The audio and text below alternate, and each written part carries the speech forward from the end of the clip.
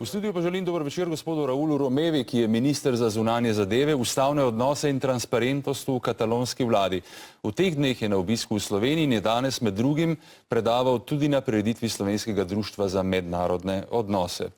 Buenas noches, señor Romeva.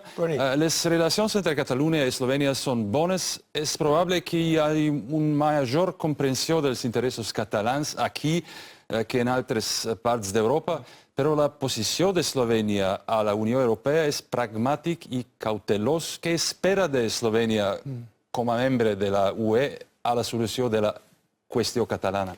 D'entrada, efectivament, les relacions són molt bones, històricament. De fet, Catalunya va tenir també en els anys 80 i 90 una relació molt estreta amb tot el que va significar la dissolució de Iugoslàvia, especialment el paper que va tenir Eslovènia en el seu moment, i segueixen sent molt bones. De fet, en aquests moments Eslovènia és un dels països amb els quals Catalunya s'hi emmiralla més, s'hi fixa més. Això és molt positiu. Una altra cosa és que Eslovènia avui és un estat de la Unió Europea i els estats, òbviament, tenen una actitud pragmàtica davant de la realitat. Això no és un problema, en la mesura en què quan s'ha de produir un fet hi ha una expectativa i, per tant, s'espera veure què passa, però que quan el fet es produeix hi ha d'haver una reacció. El que nosaltres expliquem, i de fet a Eslovènia ens hi trobem, és que mentre no es produeixi el fet significatiu de que Catalunya decideixi ser un estat, òbviament la posició serà de prudència. El dia que Catalunya voti, decideixi ser un estat, òbviament els diferents estats, també a Eslovènia, hauran de posicionar-se. I en aquest sentit no tinc cap dubte que, òbviament, els diferents estats entendran per pragmatisme que la situació que hauran d'acceptar és la que es produeix. Però és la UE en la situació actual, amb tots els problemes dins i fora, seria capaç de fer front als esforços de Catalunya per obtenir la independència de manera comprensiva? Jo crec que sí. Jo crec que sí. Catalunya és un país bàsicament europeista. Formem part de la Unió Europea. Els ciutadans de Catalunya, 7,5 milions de catalans i catalanes, som ciutadans europeus. Catalunya és un donant net a la Unió Europea, un contribuent net a la Unió Europea, i, òbviament, des del punt de vista del projecte de futur de la Unió Europea, en tant que catalans, nosaltres volem formar part d'aquest projecte i aportar també solucions als problemes molts que hi ha en aquests moments dins i fora d'Europa. Per tant, el que nosaltres volem és ser un actor més en aquest debat, amb solucions, amb propostes, contribuint al benestar col·lectiu, no només el de Catalunya i el d'Espanya, sinó el del conjunt de la Unió Europea. Per tant, crec que sí que hi ha espai per una solució. El Brexit ha causat algunes noves dinàmiques en la matèria, però la posició d'Escòcia és diferent de Catalunya, també en el seu marc constitucional. De quina manera la situació a Escòcia afecta l'opinió pública a Catalunya i també les decisions polítiques al seu país? De fet, el que posa de manifest, primer el referèndum d'Escòcia que es va produir el 2014, però després també el Brexit, que davant d'un problema complex, la solució ha de ser política i democràtica.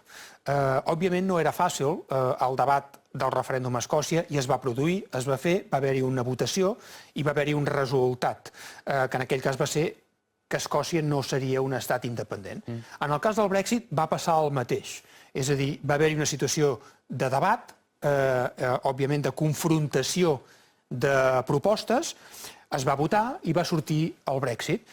Tot això provoca que hi hagi una reacció davant de fets consumats. El mateix estem plantejant en el cas de Catalunya. Hi ha una realitat. La meitat de la població de Catalunya s'ha expressat reiteradament a favor de que Catalunya sigui un estat. Però és que el 80% de la població de Catalunya entén que el problema s'ha de resoldre votant. Igual com van fer al Regne Unit, igual com van fer a Escòcia. Per tant, jo crec que el missatge és que a Europa, a l'Europa del segle XXI, els problemes complexos, els problemes polítics, s'han de resoldre políticament via democràcia. Aquest és el debat que nosaltres volem fer i això és el que nosaltres demanem també que entengui el govern espanyol. Com es comunica amb el nou govern de Madrid? És el millor que la comunicació amb el anterior? Doncs malauradament no és gaire bona. No és gaire bona. Nosaltres fa molt de temps que estem demanant poder seure en una taula, poder parlar del veritable problema que tenim. Repeteixo que el 80% de la gent a Catalunya vol votar. No vol votar independència, vol votar. Vol que se li permeti decidir si vol votar que sí o vol votar que no. I nosaltres volem parlar d'això amb el govern espanyol. I volem fer un referèndum conjuntament amb el govern espanyol i d'acord amb el govern espanyol. Però el govern espanyol en aquests moments no només no vol parlar, el govern espanyol no vol dialogar, sinó que a més utilitza la justícia, les lleis, els jutges per intimidar-nos. Nosaltres els diem que per aquesta via no trobarem una solució, el problema no es resoldrà i que per la via de l'amenaça, per la via de la querella, per la via de la judicialització del procés no trobarem una solució. La solució és política i se'n diu democràcia, se'n diu referèndum. Alguns crítics afirmen que el suport a la independencia de Catalunya no és realment tan fort com el referèndum del senyor Mas suggereix. Quin és el seu pla? Té un plan B, un plan C? És la independència l'única opció? El pla A és votar. I quan dic votar vol dir que cadascú pugui lliurement decidir. Si la majoria de la població de Catalunya decideix que Catalunya no ha de ser un estat independent, caldrà acceptar el resultat. Llavors veurem en aquest escenari quines opcions tenim. Però és que al mateix hem de tenir en compte si la majoria, quan voti, decideix que Catalunya ha de ser un estat. Si aquest és el desig de la majoria, caldrà respectar-lo i caldrà posar-lo en pràctica. La diferència amb el 2014 és que en aquell moment el referèndum no era vinculant. El que volem fer ara ho serà. I, per tant, la decisió que es prengui democràticament serà vinculant i tindrà un efecte. Serà un mandat clar. I, per tant, si el resultat és que sí, òbviament haurem de fer el que pertoqui perquè Catalunya sigui un estat. Moltes gràcies per l'entrevista, senyora meva, i bona nit. Bona nit, moltes gràcies.